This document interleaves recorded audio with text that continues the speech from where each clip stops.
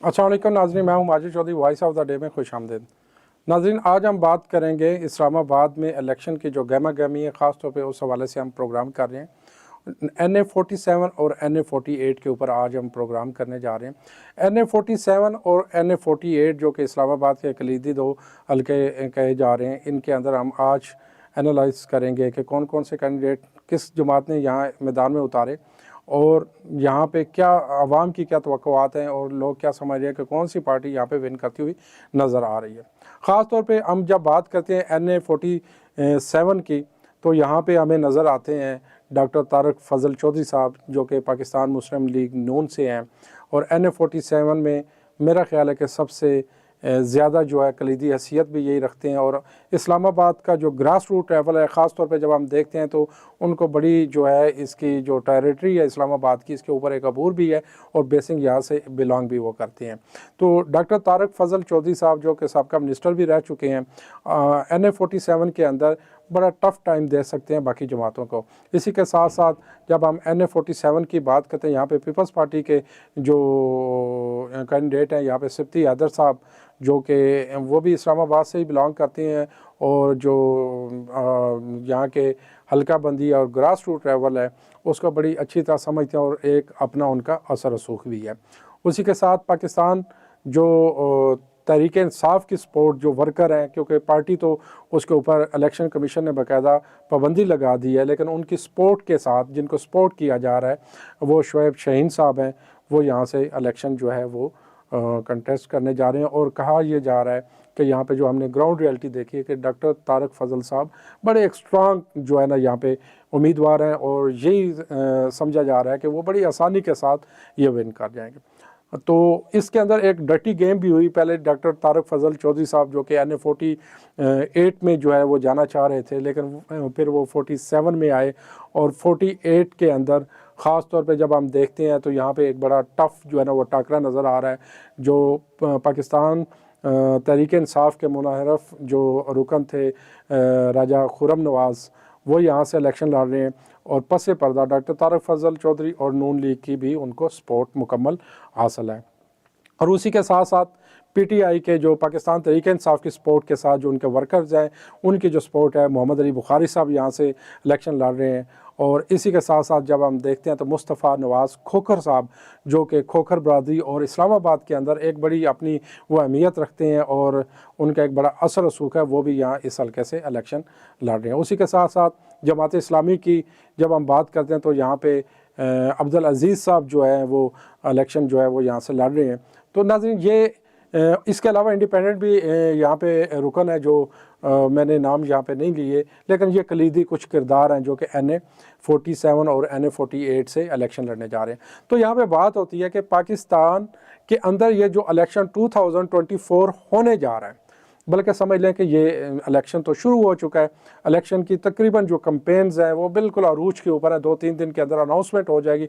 उसके बाद election commission जब ये कह देगा कि इसके बाद आप मज़ीद इलेक्शन कैंपेन नहीं कर सकते, तो उसमें अगला प्रोसेस स्टार्ट हो जाएगा। बल्कि जो छुट्टियाँ दी जा चुकी हैं, स्कूल कॉलेजेस बंद हो चुके हैं, और यही नज़र आ रहा है कि 8 फरवरी को हर सूरत के अंदर जो है ना वो इलेक्शन होने जा रहे हैं। पाकिस्तान की किस्मत का फ़ैसला, पाकिस्तान की तकदीर का फ़ैसला चंद रोज़ की दूरी पर है। और ख़ास तौर पे पाकिस्तान मुस्लिम लीग नून जिसने अपने तमाम टारगेट अचीव कर लिए, तमाम रास्ते की रुकावटें हटा दी गई, और पाकिस्तान मुस्लिम लीग नून ये नज़र आ रहा है कि बड़ी आसानी के साथ ये इलेक्शन विन कर जाएगा। लेकिन जब दूसरी तरफ हम देखते हैं, जब पाकिस्तान तहरीक इंसाफ जिसके बानी के ऊपर एक सज़ा सुना दी गई, और उसके अलावा जो उनके चेयरमैन हैं उनको भी सज़ा सुना दी गई, और इसके अलावा हमने बुशरा बीबी के हवाले से ख़ास तौर पे जो पीछे भी कोई काफ़ी प्रोग्राम किए, उनको भी जो ये केसेस के अंदर जो तोशा खाना गालबन था तो उसके अंदर उनको भी सज़ा सुना दी गई है।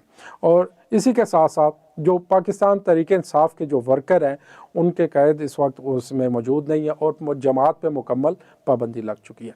तो ये अब ये देखना है कि ये जो इंडिपेंडेंट बहुत ज़्यादा तादाद के अंदर आज़ाद उम्मीदवार है, पाकिस्तान की हिस्ट्री में हमेशा से ये होता आया कि जो ताकतवर हल्के हैं वो ये चाहते हैं कि कोई भी जमात 2/3 अक्सरियत के साथ मैदान में ना उतरे, क्योंकि जब वो ताकत के साथ मैदान में उतरती है तो वो अपने डिसीजन में वो इंडिपेंडेंट होती है। एक पार्टी जो भी अमेंडमेंट करना चाहती है लॉ के अंदर और जो इम्प्लीमेंट करवाना चाहते हैं बड़ी आसानी के साथ वो अपने टारगेट को हासिल कर सकते हैं। लेकिन जब जो धड़े थे, जो मुल्क की बागडोर जिनके हाथों में है, जो मुल्क को चलाने वाले धड़े हैं, हम उन्हें कह सकते हैं एस्टेब्लिशमेंट ख़ास तौर पे, तो उसने जब ये देखा कि कोई भी जो जमात है जब उसको वाज़ेह अक्सरियत हासिल हो जाती है तो उसके बाद उसको कंट्रोल करना बहुत मुश्किल है।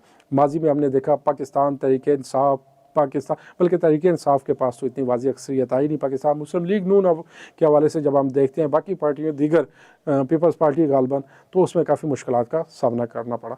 अब ये जो इंडिपेंडेंट यहाँ पे काफ़ी ज़्यादा तादाद के अंदर जितने भी लोग यहाँ पे इलेक्शन में हिस्सा ले रहे हैं, अब ये मुल्क की तकदीर का फ़ैसला करेंगे। ये आज़ाद हो सकता है कि बहुत ज़्यादा तादाद के अंदर विन कर जाएं, और जब ये जीत के आ जाएंगे तो जिस जमात की तरफ ये जाएंगे डेफिनेटली वही जमात हुकूमत बनाने में मजबूत नज़र आएगी। वैसे तो यही जो ग्राउंड रियलिटी है यही नज़र आ रही है कि मुस्लिम लीग नून प्राइम मिनिस्टर गालबन उनका होगा और पीपल्स पार्टी शायद प्रेसिडेंट उनका हो।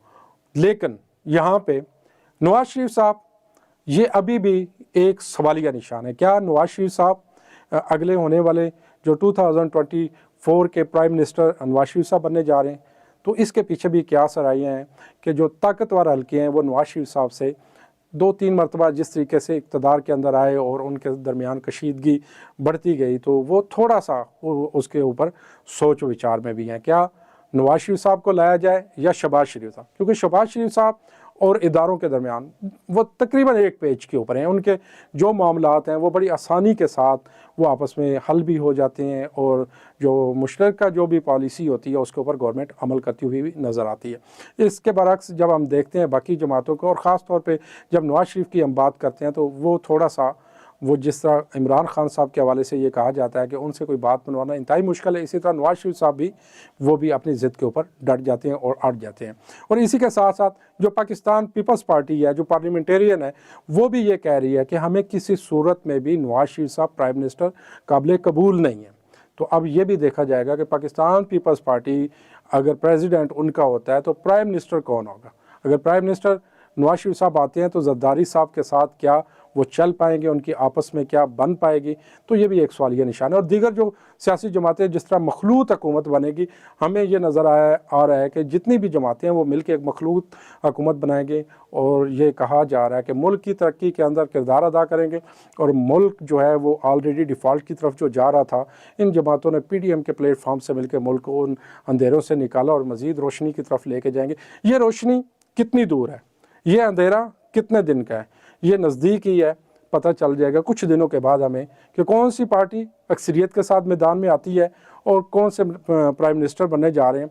और ख़ास तौर पे जो फैसले, जो दावे, और जिस तरीके से पाकिस्तान की हिस्ट्री के अंदर ये जो इलेक्शन है, ये बड़ा ख़ास इलेक्शन है और बड़ा ख़ास मौका है। इसके अंदर जो इंटरनेशनल जितने भी ताकतवर हल्के हैं वो भी वॉच आउट कर रहे हैं, वो भी ये देख रहे हैं कि यहाँ पे जो आने वाली हुकूमत है वो कौन सा दड़ा बनाता है और ये ऊँट किस करवट बैठेगा। इसके ऊपर इंटरनेशनल मीडिया की भी नज़र है। नाज़रीन, पाकिस्तान में माहौल ऐसा बनाया जा रहा है, नज़र ये आ रहा है कि पाकिस्तान के अंदर जैसे एक कू की सिचुएशन है, यानी कि आवाज़ जो आप बोलना चाहें वो खुल के बात भी नहीं कर सकते, और प्रेशर है, कहीं ना कहीं प्रेशर है। तो ये प्रेशर सियासी जमातें क्या आने वाले वक्त में रिलीज़ कर पाएंगी? और जिस तरह इमरान खान साहब को सज़ाएँ सुना दी गई और बाकायदा जो है ना तमाम जितने भी साइफ़र था, तोशा खाना था, ये अभी जो हालिया हम ये देख रहे हैं कि बुशरा बीबी और मानिका के निकाह के हवाले से मेरा ख्याल है कि ताकतवर हल्कों और जो सियासी जमातें हैं उनको ये घरेलू जो भी इस तरह के मामलात हैं उनको लोगों के सामने ओपन नहीं करने चाहिए। इसके ऊपर एक प्राइवेसी होनी चाहिए, कुछ शर्म और लिहाज ज़रूर होना चाहिए। लेकिन पाकिस्तान में बदकिस्मती से हमने माजी में भी देखा, किरदार कशी जो है उसी के ऊपर वोट भी मिलते हैं, उसी के ऊपर सपोर्ट भी मिलती है, उसी के ऊपर हम बयानियाँ बनाते हैं, लेकिन ये बयानियाँ जो है ना दफन करने की ज़रूरत है। आज वक्त आ गया है कि मुल्क और कौम के लिए सोचा जाए और एक महज़ब और इखलाक वाला मुआशरा बनाया जाए। और ख़ास तौर पर जो इस्लामाबाद की तकदीर है, जो पढ़ा लिखा जो है वो तबका है, इस्लामाबाद में जितने भी मैक्सिमम लोग हैं वो यूथ है और पढ़े लिखे नौजवान हैं, वो किस करवट जाएंगे और किस पार्टी को मुंतखब करेंगे, ये आने वाला इलेक्शन चंद दिन की दूरी पे है। तो हम इंशाल्लाह साथ साथ आपको इस पर अपडेट भी करते जाएंगे। इसी के साथ अपने होस्ट माजिद चौधरी को इजाज़त दीजिएगा। नेक्स्ट प्रोग्राम एक नए टॉपिक के साथ इंशाल्लाह फिर हाज़िर होंगे। तब तक के लिए अल्लाह हाफ़िज़।